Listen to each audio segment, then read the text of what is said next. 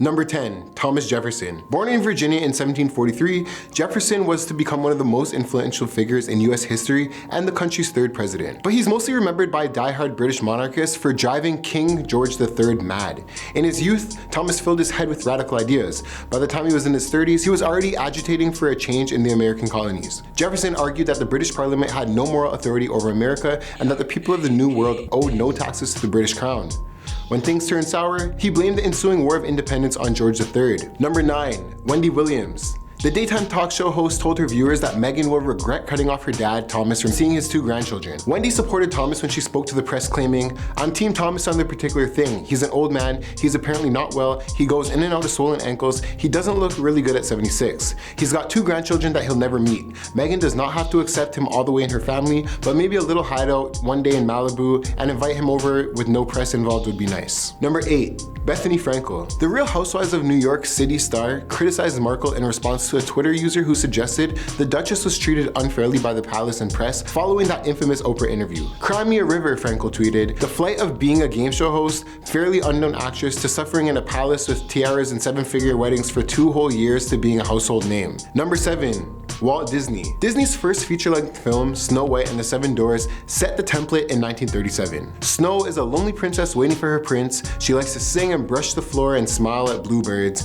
but is otherwise defended entirely by her title and her looks. Until very recently, most of the Disney princesses who followed had been despairingly similar, though as graceful, timid, and invariably white, curiously sexless victims in an elaborate dresses, constantly in need of rescuing by a handsome man in a crown. Number 7, John Travolta. Princess Diana loved to dance, so when she and Prince Charles went to the US on an official visit in the fall of 1985, some bright sparks in the White House administration invited John Travolta along to the event. As the clock struck midnight on that November night, Diana felt a tap on her shoulder and turned around to see Danny Zuko requesting her hand. With her prince looking on, Diana obliged, and the images of her gliding about with Travolta quickly flashed around the world. The contrast between the two, epitomized by Charles, and the glamorous and seductive new one could not have been more starkly exposed, with Diana seemingly happy beside the two. It was a further step into her rise of global celebrity, and by all accounts, Prince Charles hated every moment of it. Number 5, Keisha Shante. It wasn't just Americans that took umbrage with Prince Harry's remarks regarding the First Amendment.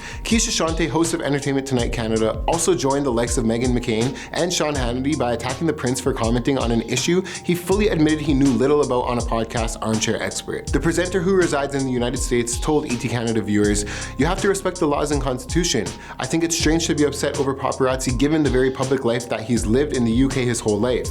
It is strange to me because you have this life and you chose to move to LA. I live in LA. This town is completely insane and it's a beast when it comes to paparazzi and a beast when it comes to the press." Shante then offered some advice for the Duke of Sussex. Essentially, stay in your lane. Number 4, Candace Owens. Another American talk show host and political commentator on the hate train is Candace Owens, who also chooses Twitter as her preferred platform for trolling.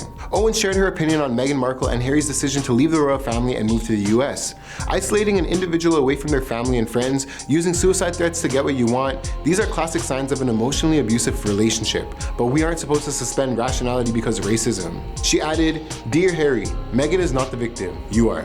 Number 3, Sharon Osbourne. "I'm with you, I stand by you. People forget that you're paid for your opinion and that you're just speaking your truth." Sharon Osbourne made it crystal clear whose corner she was fighting for during the extremely one-sided Piers Morgan versus Meghan Markle battle, with a tweet defending her former America's Got Talent colleague. And the backlash she suffered for supporting Morgan's behavior on the set of Good Morning Britain didn't appear to deter the one-time rock manager either. Meghan Markle. Markle was just what the royal family needed. A smart, mixed-race woman with modern values and concerns, a strong identity, and her own independent career. As such, in retrospect, matters were probably doomed from the start, as the press focused on her dysfunctional and attention-seeking father, and the usual suspects in the British media began to snipe at her for having the audacity to do things in her own way. Pressure began to build on the couple. Following the very private birth of baby Archie, the mood in Britain press turned increasingly sour. How dare Meghan not offer up pictures of her child to raise the circulation of the nation's tabloids? Number 1, Princess Diana. The feud between Princess Diana and Prince Charles got pretty nasty. As soon as they got married in 1981, they started having marital problems, eventually separating in 1992. After the divorce, Diana gave the press recordings that revealed infidelity and her attempt to take her own life. These are secrets no one knew about Prince Diana until after her death. Obviously, all the drama between the Prince and Princess of Wales didn't make Queen Elizabeth very happy either. Princess Diana would reveal much more information about her rocky relationship with Prince Charles during an interview.